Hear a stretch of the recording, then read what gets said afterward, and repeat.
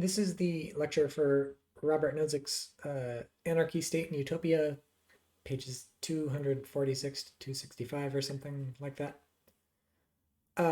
So the first topic is to refresh your memory from something you read the last time we read Nozick. We want to remember what is Nozick's entitlement theory of justice, because we got a bit of it last time, and it's going to be a bit more important this time because he's defending his entitlement theory of justice and the things it leads to, one of which is basically capitalism. He's defending this against objections, including socialism, mostly socialism. So what is his entitlement theory of justice? So, if the world were wholly just, the following inductive definition would exhaustively cover the subject of justice and holdings. And let me just remind myself out loud. So this is justice and holdings. There's more to justice than just justice and holdings, and we'll talk about that afterwards. But first, justice and holdings. A person who acquires a holding in accordance with the principle of justice in acquisition is entitled to that holding. A person who acquires a holding in accordance with the principle of justice in transfer from someone else entitled to that holding is entitled to that holding. And no one else is entitled to a holding except by repeated applications of 1 and 2. What is the principle of justice in acquisition? Basically, grab anything you want as long as you don't leave anybody worse off when you grab it, compared to if you had not grabbed it. So can you appropriate, can you come to own the only water hole in the middle of a desert that everybody needs to drink from? No, because once that's yours and you charge everybody to use it or you restrict them from using it, they're going to die or they're going to run out of money. And so now they're worse off because you appropriated it. So that's not good. But, can you appropriate some unowned land in the middle of nowhere and set up a farm on it? And then now that you have a farm, it's much more productive and you can give the extra food to people or you can sell the food to people and nobody was using that land in the first place. Yeah, sure. That doesn't leave anybody worse off. In fact, that leaves people better off. Now you have a productive farm and they can buy food from you. Then justice and transfer is basically like it has to be voluntary. So you can't force somebody to transfer anything. They have to agree to the transfer. And then those are the only options. So nothing you own is just unless it was from one of these things. So that's basically the theory. Yeah. There you go. Like I said, justice and holdings is not everything. So there's also justice in like not murdering people and stuff. But like between justice and holdings and basic like don't kill people, that basically covers everything. So basically like don't screw with people, like don't interfere with people's lives, like don't like actively hurt people, and this stuff, and that is what justice is.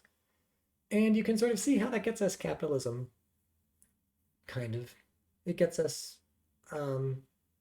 private property ownership, and it gets us market economies. So you're not supposed to steal from people. How are you supposed to get stuff from them? Well, you come to an agreement. You sign a contract or you buy something from them. So like you can see how a market economy is sort of a natural fit for this sort of thing. And since the only way to get something justly is to first acquire it yourself or to get it from somebody from like with their consent, it's going to be very hard to institute socialism because socialism requires communal property ownership. And if so, somebody doesn't want to give up their property to the community, you don't have a lot of options. You have to buy it from them. But if they don't want to sell, you're out of luck. But if everybody's happy to join a socialist community and give all their property to it, then yeah, that works fine.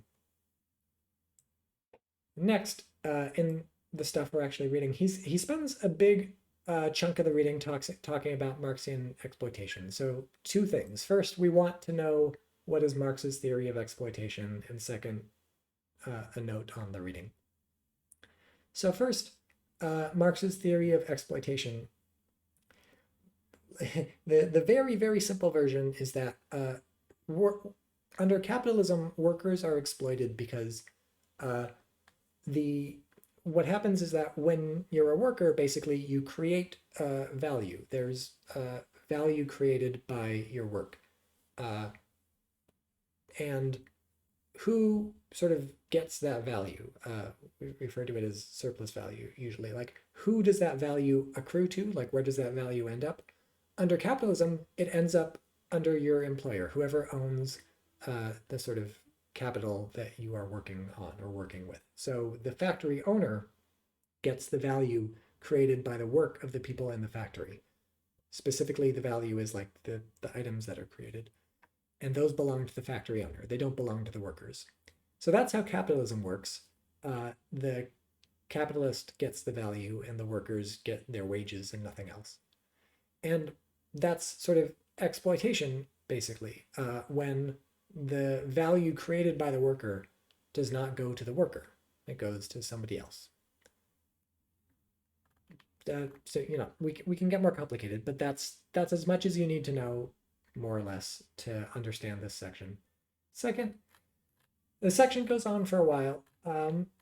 It I I think it's all useful stuff. I think it's all good to sort of understand and think about and internalize, and what I think it's all good, but it is relatively tied to the Marxist idea of exploitation, and there's more to life than just the Marxist theory of exploitation. So, there's a lot of good stuff in this reading.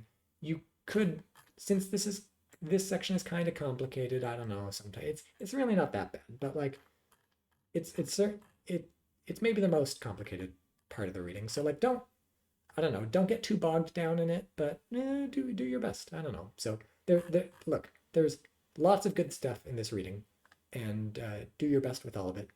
If you can't completely understand the exploitation section, fine. There's other stuff in the reading, but do your best.